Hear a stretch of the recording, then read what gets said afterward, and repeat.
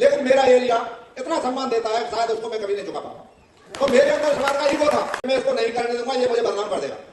आज तक मेरे पास कोई भी ये कह के नहीं आया कि इसने ऐसा कर दिया। ये हमारे गजेंद्र सिंह महिपाल जी और सत्यपाल ये जब आते थे, मैंने इनसे मना करता, भाई मेहरबानी करके चाहिए आप इसको मत बिगाड़िए। तो मैंने कहा गजेंद्र अगर ये डायमंड बन गया तो मैं किताब लिखूंगा कि पत्थर भी चलते हैं। परम सम्मान्य मंच जितने भी विराजे हैं मुझसे बड़े, सबके लिए राम राम। साथियों को सब ससम्मान राम राम और छोटों को प्यार।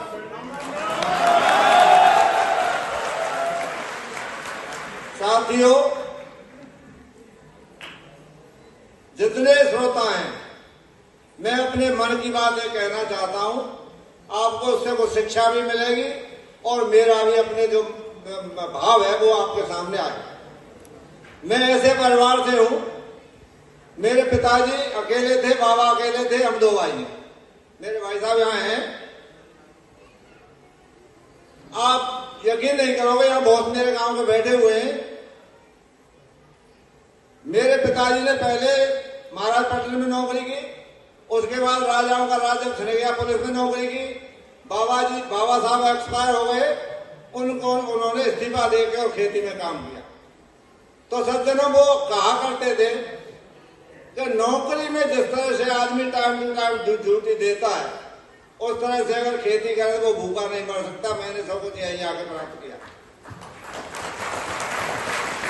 सज्जनों, मैं अपनी थोड़ी सी 2 मिनट कहूंगा। मैं पढ़ने में इतना होशियार था, पहला आदमी हूंगा मेरी नजर में मेरे यहां जिस अध्यापक ने मुझे पढ़ाया था। उसके 4 साल बाद मैंने जब पढ़ाई छोड़ दी और खेती के काम में आ गया, तो मेरे गांव के कोई सज्जनों ने मिले, आज तक उन्होंने मुझे नहीं बताया। उन्होंने कहा कि तेरे गांव का एक आदमी लाता यार। तो मैंने पूछा, तो वो SDI हो गए थे उस समय, वहां किसी काम से गए होंगे वो। तो उन्होंने कहा कि यार एक दर्याब सिंह नाम का कोई लड़का है, वो लड़का था सोकर का, वो क्या कर रहा है आजकल। तो उन्होंने कहा साहब वो तो पढ़ाई छोड़ दी, पढ़ने से बैठ गया। मैं आपको सत्य कह रहा हूँ, स्टेज पर खड़ा होकर झूठ बोलने की मेरे खानदान में आदत नहीं और आज भी नहीं बोलता हूँ। और ये मेरे शिक्षक का मैं एक बात और बताऊंगा आप, उन्होंने साइकिल से बेंगलोर में रहते थे, भरतपुर से बेंगलोर के लिए गए तो मेरे घर पहुंचे और मुझे इतना समझाया ले जाके, लेकिन मैंने उनसे मना कर दिया कि मेरे माँ बाप ये कहते हैं कि अगर नौकरी तो हमें करानी नहीं, नौकरी करेंगे तो हम जीवित नहीं रहे। मैंने प्रण ले लिया, मैं नौकरी का नाम नहीं लूं। सज्जनों, बातों को छोड़िए, मैं इस पर आता हूं। छोटा सा हूं, लेकिन कोई खासियत भी नहीं है, पता नहीं गॉड गिफ्ट है। मेरे अंदर कोई काबिलियत नहीं है, ये मैं दावे के साथ कह रहा हूं। लेकिन मेरा एरिया इतना सम्मान देता है शायद उसको मैं कभी नहीं चुका पाऊंगा। तो मेरे अंदर समाज का ईगो था। साफ शब्दों में कह रहा हूं कि मेरे यहाँ जिन्होंने LIC वगैरह बीमा के काम किए, वो उनके पास ऐसे ऐसे लोग आते थे, हमारे इतने पैसे खा गया, इतना खा गया। तो मेरे दिमाग में ये बात थी कि मैं इसको नहीं करने दूंगा, ये मुझे बदनाम कर देगा। इसने मुझे पता नहीं लगने दिया, LIC में इसने काम किया, मुझे बिल्कुल पता नहीं था और खेती में इसका मन नहीं लगता था। मैं थोड़ा बाप बेटा में करता भी आई, लेकिन दोनों भाई, इसके बड़ा भाई और छोटा भाई, देखो एक बात जरूर कहूंगा मैं, ये इसका सपोर्ट करते थे, लेकिन मैं कभी नहीं कहता था कि इसका सपोर्ट करते, मैं इसको ताकता ही रहता था, करता भी आई हमने। एक ही डर था कि ये मुझे बदनाम ना कर दे।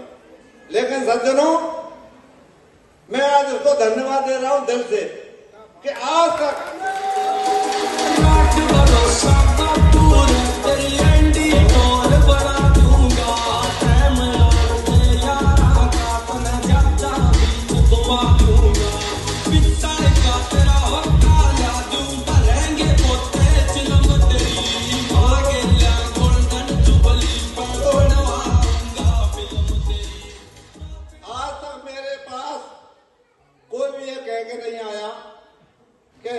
कर दिया।